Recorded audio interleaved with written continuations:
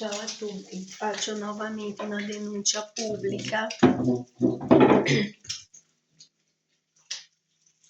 Faccio una denuncia pubblica di comunque anche un complimento, perché io do a Cesare quello che è di Cesare. Io ho passato la giornata a leggere gli atti sulla denuncia dove sono stata accusata di maltrattamenti e sottrazione di minori. E devo dire che alla fine, almeno per quanto riguarda quel passaggio, ehm, vorrei ringraziare tutte le parti coinvolte nelle indagini tra una cosa e l'altra. Ehm, Grazie, alla fine hanno fatto un buon lavoro perché delle cose che io ho letto, comunque loro sono riusciti a intrecciare la incongruenza di quello che è stato detto. Eh, Proprio delle cose basi, a parte che loro non hanno la conoscenza vera e propria, che comunque sia la maggior parte del processo si è basato su quello che ha detto il padre, perché io ho fatto una dichiarazione alla fine, il 15/10 di 2024 direttamente nella caserma, poi dopodiché si sono un po' basato sulle email che io mandavo alla Valca 9, eh, oppure poi c'è un materiale in CD che io non so se riuscirò a vedere perché devi pagare, sapete che io sono in una situazione che non è che posso permettermi di pagare e spendere soldi con queste cose. Però loro sono riusciti a intracciare le informazioni e anche delle piccole incongruenze, per esempio, come tu prima dici che lei è pazza, che lei è questo, quell'altro, poi dopo dice è una brava mamma. Insomma, è logica.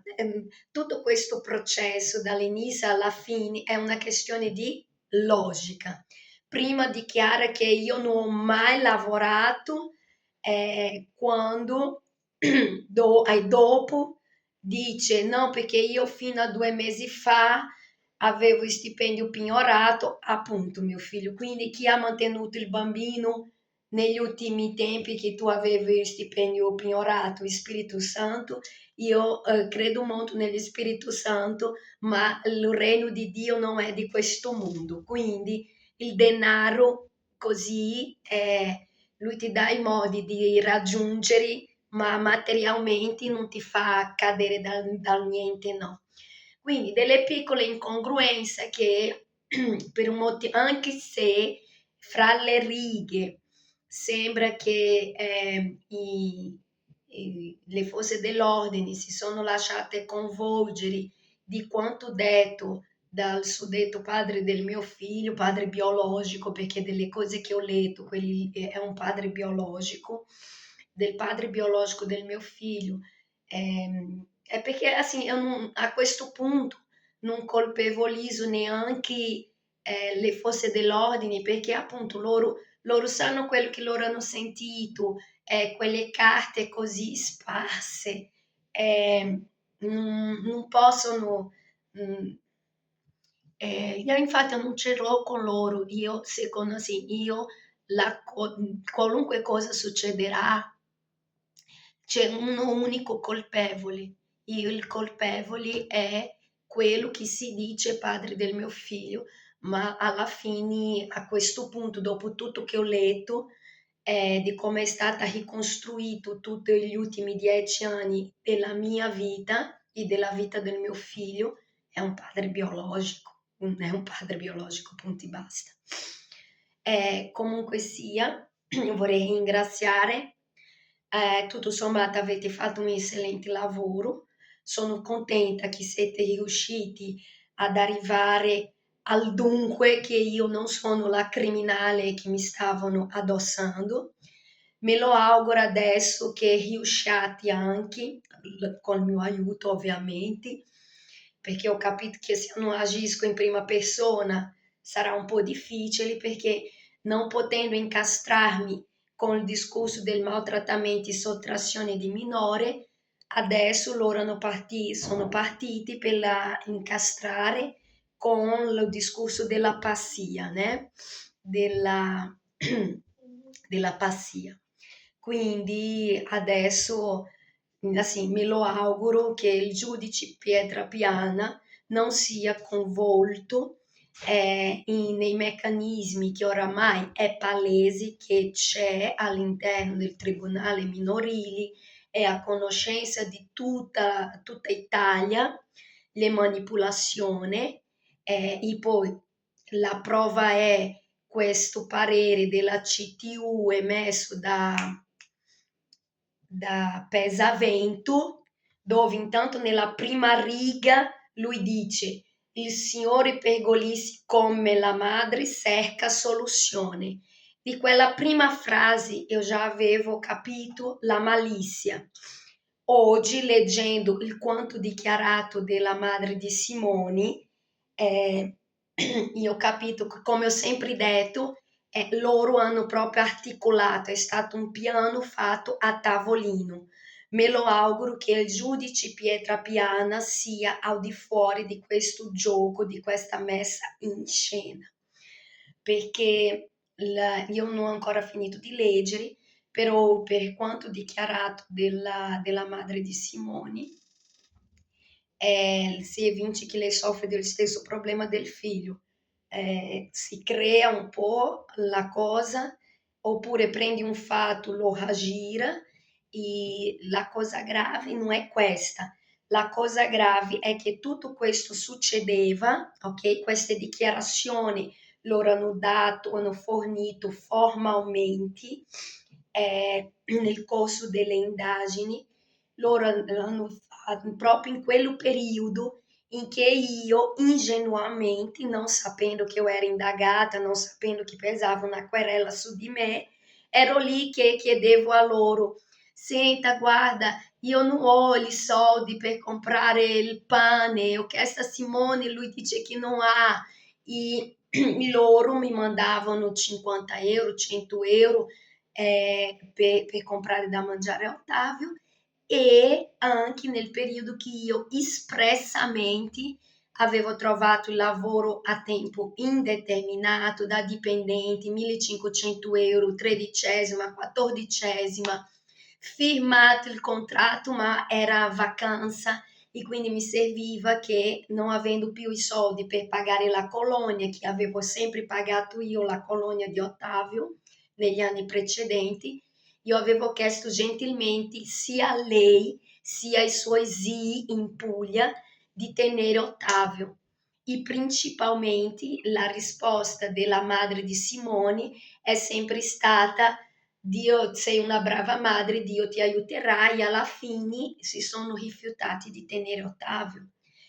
Mi sembrava strana la cosa, però non sapendo di tutto quello che succedeva, adesso ha un senso. Loro hanno rifiutato di tenere Ottavio perché? Perché intanto erano già al corrente di quello che avevano fatto, di quello che avevano detto e di quello che volevano arrivare. Volevano arrivare al punto di distruggermi a livello economico, appunto la violenza finanziaria, a ridurmi a un stato di non poter mantenere mio figlio, per arrivare a questo punto da adesso, dove loro mi accusano di pazzia, questo della CTU Pesavento, che è di Padova, che però ha, come ho già spiegato, ha dei forti legami con il sud, con centri di ricerca proprio lì di quella zona dove stanno sottraendo i bambini, dove, senza aver avuto un colloquio con me, basandosi solo e esclusivamente in quello che è stato detto dal padre e dell'email che io avevo indirizzato al Pietrapiana e al welfare, per mettere al corrente che le informazioni dichiarate della assistente sociale Fedrizzi come minimo erano inesatte, prendendo dei frammenti, anche la frase che ho detto: io e mio figlio siamo siamo nel Colosseo, cerchiato di bestie, che è un senso figurato, una metafora che alla fine è una metafora vera, principalmente quando si legge gli atti che ho appena letto. È una metafora della situazione perché che cosa vi forma in testa un bambino e una femmina già da una certa età, straniera, ok? Nel periodo storico che ci siamo, partita IVA, ok? E aver subito tutte le violenze a questo punto, non solo psicologica, ma finanziaria, che io ho subito e sto subendo ancora, cercare aiuto da tutte le parti e trovare come mi spiace, oppure sei una buona madre, Dio ti aiuterà. Qual è la metafora che useresti per questo? È questa che ho usato. E quindi usando questo mio modo di parlare anche colloquiale, perché se io parlo come io parlo nessuno capisce, e quindi io cerco di parlare, o almeno provo, parlare o italiano medio. Magari parlando italiano medio capiscono.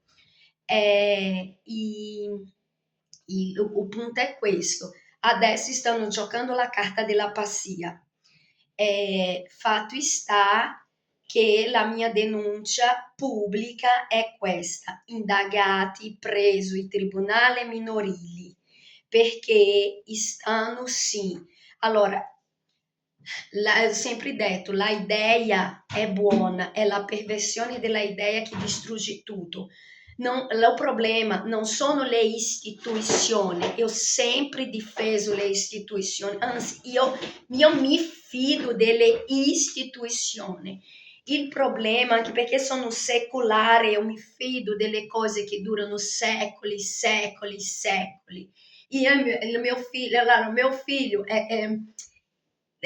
è talmente legato alle istituzioni che il mio figlio chiede: mamma, mi metti l'inno dei Templari? Vuoi un esempio di istituzione maggiore dei Templari? Non c'è.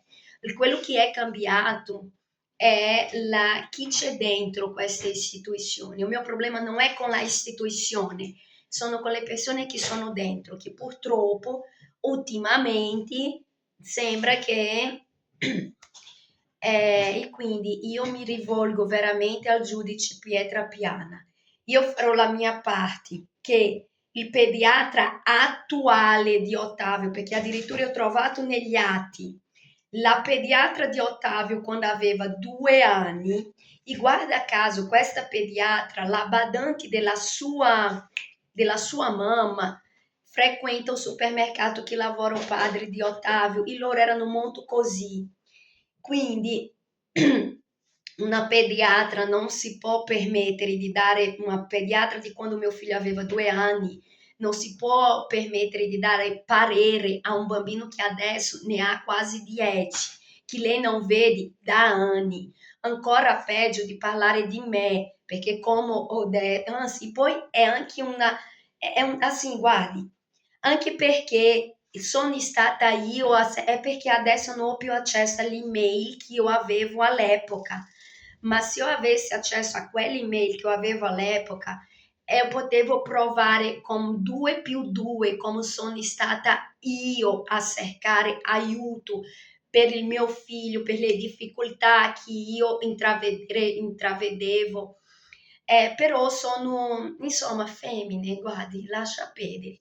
Comunque sia, l'attuale medico di Ottavio anche si è arrabbiato con me perché appunto lui ho portato Ottavio, lui ha constatato, ha detto espressamente non è un caso, Ottavio non è autistico, ha fatto leggere i manzoni, ha detto no, ma io un bambino sveglio, legge benissimo, però a questo punto Carla fai fare effettivamente la neuropsichiatria infantile privata per assecondare quello che lui stesso ha scritto, perché ho il certificato del pediatra scritto che autismo è incluso e che lui non ha dimostrato difficoltà nella lettura.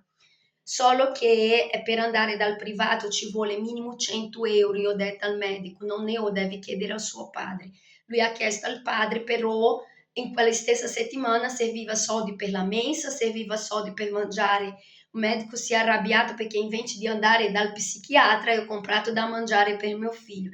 Quindi anche se in questo momento lui è un po' arrabbiato con me, ma io credo ancora nella sua onestà, e quindi con l'aiuto di lui cercherò di trovare, di rintracciare un medico che sia affidabile, che sia onesto e che insieme alle persone che sono preso le istituzioni, principalmente il tribunale minorile, non è possibile che non ci sia qualcuno onesto nel tribunale minorile, soprattutto il giudice Pietra Piana, la prego, non trascinare me e mio figlio in questa mossa dei siciliani, di questa famiglia Pergolizzi, trascinare me e mio figlio in questa mossa di pazzia. Quindi mi rivolgo alle persone oneste delle istituzioni, di valutare bene il caso perché il mio figlio sta rischiando di finire in una realtà di struttura senza avere un minimo bisogno, perché ha un padre che lavora, ok? Ha una madre che comunque posso lavorare, ho appena ricevuto il rinnovo del mio, io sono più che legale in Italia, ok?